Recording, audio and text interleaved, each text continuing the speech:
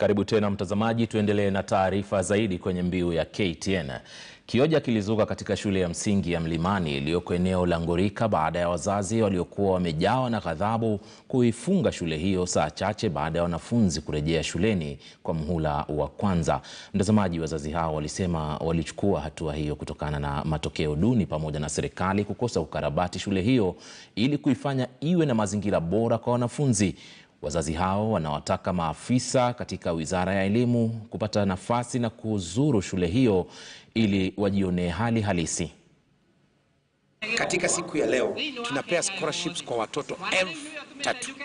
Hakuna kaunti nyingine katika taifa la Kenya ambao ina watoto 3,000 ambao inawasomesha kuanzia kidato cha kwanza mpaka kidato cha 4, kuanzia form 1 mpaka form 4. Hawa watoto 3,000 tunawalipia fees yote. Tunawalipia form 1, form 2, form 3, form 4. Kati ya hawa 1,000 ni wale ambao walifanya class 8 last year. Form 1,000 ni wale ambao wako form 2. Kumradhi mtazamaji, taarifa hiyo ambayo umemsikia hapo gavana wa Murang'a akizungumzia sio taarifa ile ambayo nimetoka kusomea, lakini nikirudi kusomea taarifa ambayo nilikusomea hapo awali ni kwamba kiaja kilizuka katika shule ya msingi ya Mlimani iliyoko eneo la Ngorika kule baada ya wazazi ambao walikuwa wamejawa na ghadhabu kuifunga shule hiyo saa chache baada ya wanafunzi kurejea shuleni kwa mhula wa kwanza hapo jana. Wazazi walisema walichukua hatua hiyo kutokana na matokeo duni pamoja na serikali kukosa kukarabati shule hiyo ili kuileta katika mazingira bora kwa wanafunzi. Wazazi hao wanawataka maafisa wa Wizara ya Elimu kuzuru shule hiyo ili wajionee hali halisi. Naam, tukirejelea ile taarifa ambayo umetoka kuisikia, basi ni kuwa afueni kwa zaidi ya wanafunzi 1,000 kutoka familia maskini ambao wanaofaa kujiunga na kidato cha kwanza katika kaunti ya Murang'a. Hii ni baada ya serikali ya kaunti hiyo kutoa ufadhili wa elimu chini ya mradi wa Nyota Zetu. Kundi hilo la wanafunzi litafikisha idadi ya wanafunzi walionufaika na mradi huo hadi sasa wanafunzi 3,000 tangu uanzishwe mwaka 2019. Katika siku ya leo tunapea scholarships kwa watoto 3,000. Hakuna kaunti nyingine katika taifa la Kenya ambao ina watoto 3,000 ambao inawasomesha kuanzia kidato cha kwanza mpaka kidato cha 4, kuanzia form 1 mpaka form 4. Hawa watoto 3,000 tunawalipia fees yote. Tunawalipia form 1, form 2, form 3, form 4.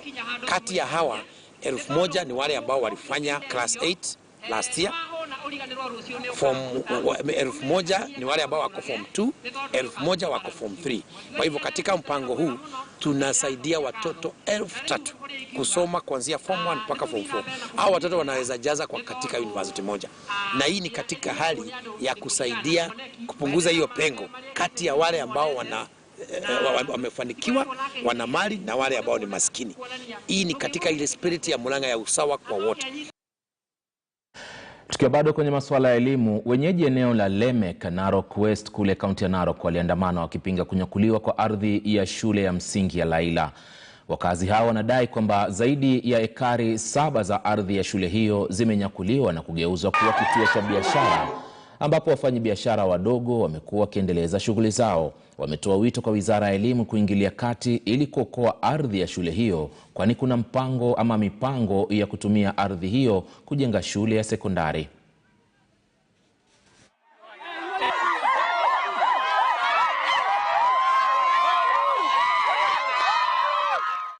We are not going to take any part of the school's parcel of land, and I'm requesting the relevant authorities to assist us in order for us to get the 43 acres that was allocated to us by the sheet 4 members. This is Manasseh's sheet 4 members. Tunalilia serikali kuambia hii ni mali ya umma na hii ni mali ya community. Sitaki watu wengine kuja kuingilia. Tayari wamechukuliwa senda na wamerudi tena kuchukua kutaka kugrab hii. Lakini hakuna ruhusa kugrab hii kitu. Tunaambia Magoa, hii ni mali yako ambayo unasimamia. Kujiangalia hii shule ifensiwe na hiyo stroke center itolewe kabisa. Itolewe kabisa, ibaki title ya Laila Primary School. Kwa niaba ya watu wa community tunasema kwamba Laila nataka ikuwe hivyo tu. Iwe primary peke yake na title yake yaka 40. Kuna wachache ambao walikuwa wanataka kunyakua shamba la shule la Laila, na tumekuja hapa mimi kama kiongozi wao, mwakilishi wa wadi wa Mara, kuhakikishia kwamba shamba hili itabaki kuwa la shule na hakuna mtu yeyote atakayeweza kunyakua kutoka wao. Na wabunge kutoka taifa la Malawi wakiongozwa na Spika Catherine Hara wamezuru Kenya, haswa katika kaunti ya Kajiado, ili kujifunza jinsi ugatuzi unavyofanya kazi pamoja na fedha za maendeleo ya maeneo bunge, yani CDF. Viongozi hao pia wapo hapa nchini ili kujifunza uongozi bora. Walizuru ofisi za CDF katika kaunti ndogo ya Kajiado ya Kati na kisha kuelekea katika eneo bunge la kaunti walipofanya kikao na spika wa bunge hilo Johnson Osoi.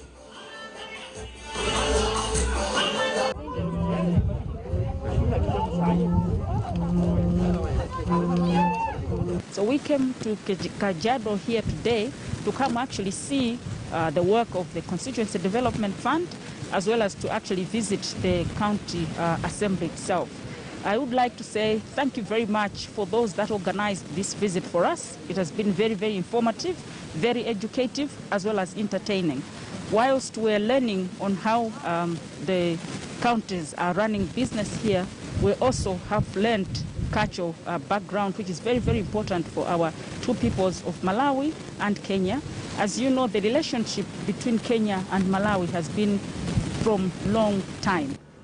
They've been in the country for the last 1 week, and they've come specifically to be trained or to learn about the Kenyan Parliamentary Service Commission, and that is the mission that has brought here to Kenya. As they've been here, they have also wanted to learn something about National Government Constituency Development Fund, and that is why they've paid a courtesy visit to Kajiado Central Constituency to also learn on the functionality and the operations of the National Government Constituency Development Fund. Mtazamaji, hofu imetanda katika mji wa Port Victoria, eneo bunge la Budalangi, kaunti ya Busia, baada ya mwili wa mlinzi mmoja ambaye anayelinda katika baa kupatikana ukiwa umekatwakatwa kichwani na kutupwa katika choo cha baa hiyo. Kwa mujibu wa hudumu wa baa hiyo, mwili wa Silvana Sodora, jamaa huyo alikuwa amevuja damu nyingi katika kichwa chake. Hata hivyo, runinga 4 ziliibwa katika baa hiyo. Wahudumu wameelezea kuwa watu watatu ambao walikuwa wateja waliingia katika baa hiyo na kunywa ama kuagiza pombe kabla ya kukodi vyumba vya kulala. Jamaa hao wanashukiwa kutekeleza unyama huo. OCPD eneo hilo Peterson Nyakundi amethibitisha kisa hicho na kuwataka wanaomiliki vyumba vya kulala kuwa macho zaidi ili kuhakikisha kuwa wanaitisha vitambulisho kabla ya kuwapa nafasi. Kasema panache tuende twala. Tukakuja kwa rumiala, tukaingia, tukaeleza ala na katoka hapo, tukakuja kwa gate kuangalia. Tukapata kama amevunja hapo chuma ingine ya gate. Alana kukimbia juu akapata kama huko juu wameiba TV, ndio alana kakimbia huko kwa maadhe kuita maadhe. Alana tena kurudi hivi anakimbia juu kuonesha maadhe bila wameiba TV huko juu. Alana kuangalia kwa washroom akapata kama soja wamemuua hapo. Sehemu ilikuwa ni hapa kichwa, panga. Kama si shoka ni panga na ni mbili. Na sisi tukaenda huko tukaangalia, tukapata ni ukweli kama kufanyika wizi kwa mabao na mauaji na watchman ambaye anaitwa Silvana Sodora ambaye ni miaka 42. Mwili tumeitoa kwa scene, tumepeleka Port Victoria moja na ngoja ifanywe postmortem. Ingehimiza kwenye mapaa na lodgings, kama mtu amekuja kulala lazima achukue kitambulisho yake na aone kitambulisho kwa macho. Mtazamaji, na katika kupambana na magonjwa ya mlipuko nchini Tanzania pamoja na virusi vya corona, shirika lisilo la kiserikali la Amref Health Africa Tanzania kwa ushirikiano na washirika wake limebuni mradi ambao unaohamasisha utamaduni wa kunawa mikono ama ukipenda kuosha mikono kwa maji safi na sabuni katika shule za mikoa ya Dar es Salaam, Mwanza na Dodoma, ikiwa ni mbinu ya kuzuia maambukizi ya virusi vya corona inayopendekezwa na shirika la afya ulimwenguni WHO. Mradi huo, mtazamaji, unatekelezwa katika kipindi ambacho taifa hilo linashuhudia makali ya wimbi la 3 la virusi vya corona. Mwanahabari mwenzangu Rajab Hassan anaarifu zaidi akiwa jijini Dodoma nchini Tanzania. Maji safi, tiririka na sabuni ni vitu vya thamani kubwa kwa Eva Richard, mwanafunzi wa shule msingi Kikuyubia jijini hapa Dodoma, anayeamini mikono safi itamweka huru yeye na jamii inayomzunguka dhidi ya virusi hatari vya corona. Walimu wetu wanasema kuwa sasa hivi kuna corona, tunatakiwa kunawa maji safi tiririka ili kujikinga na corona. Sehemu hii ya kunawa mikono haikuwepo hapa kabla, hivyo kwa wanafunzi hatari ya kuambukizwa virusi vya corona ilikuwa karibu mno, lakini Amref na washirika wake wamebadili hali hiyo. Kwa hiyo malengo makuu ya mradi huu ni kuhamasisha wananchi waweze kukabiliana na kupambana na hili janga la corona na majanga yote ya milipuko.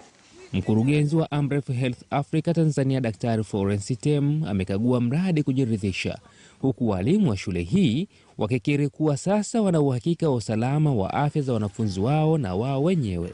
Wanafunzi wangu wako salama kwa 99% baada ya kupata mradi wa kunawa, kwa sababu sasa hivi wana uhakika wa kunawa kila baada ya wanapotoka na kwenda chooni, na sabuni ipo. Nafurahi kwanza kutetea mradi huu wa maji ya kunawa kwa kujikinga na corona, na nafurahi kwa niaba ya wazazi kwa mradi huu, naomba uendelee.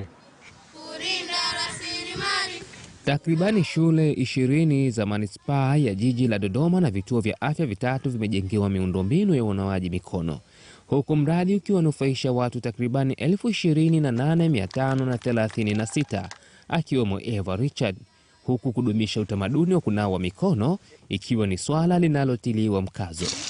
Rajab Hassan, KT News, Dodoma, Tanzania. Na mtazamaji, basi kufikia hapo muda umeturuhusu kukuletea taarifa hizo kwenye taarifa za mbiu ya KTN. Kumbuka kuungana nasi kuanzia mwendo wa saa 1 ambapo tutakuwa na taarifa kuu siku hii ya leo kwenye KTN leo. Hata hivyo, kifuatacho kwenye muda usiokuwa mrefu ni kipindi cha michezo cha Zilizala Viwanjani. Endelea kuwa nasi. Asante.